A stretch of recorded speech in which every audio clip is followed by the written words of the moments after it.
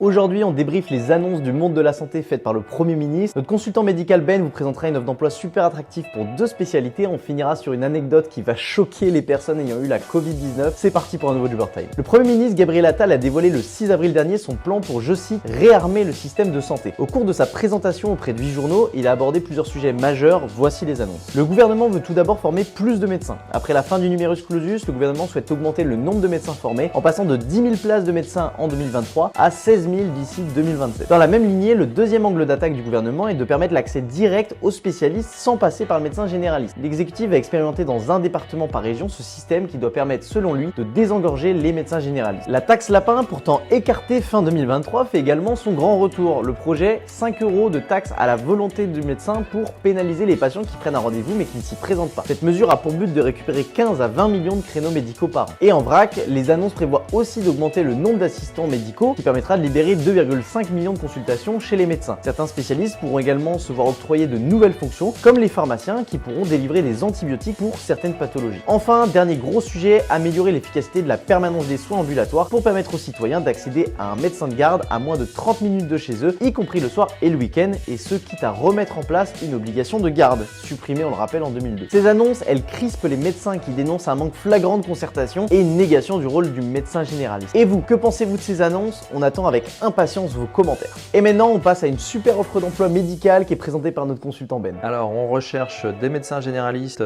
et des pneumologues pour un centre de dépistage d'apnée du sommeil, Paris 9e, une structure pour laquelle il faudra faire des polygraphies ventilatoires et ou polysomnographie. C'est un statut salarié ou libéral, au choix, à partir d'un temps partiel jusqu'à un temps plein. Possibilité de faire une partie en télétravail, rémunération attractive. Cette structure est très bien organisée, notamment avec une équipe paramédicale qui va venir fluidifier l'activité des médecins. Et on termine sur cette anecdote assez folle. Une étude publiée dans le New England Journal of Medicine révèle que les personnes ayant déjà été atteintes de la Covid-19 auraient perdu 3 points de QI, 6 points pour les personnes avec des symptômes persistants 3 mois après l'infection et même jusqu'à 9 points pour les personnes ayant été hospitalisées en soins intensifs. Cette baisse, heureusement temporaire, inquiète au vu de la prévalence de l'infection dans la population générale.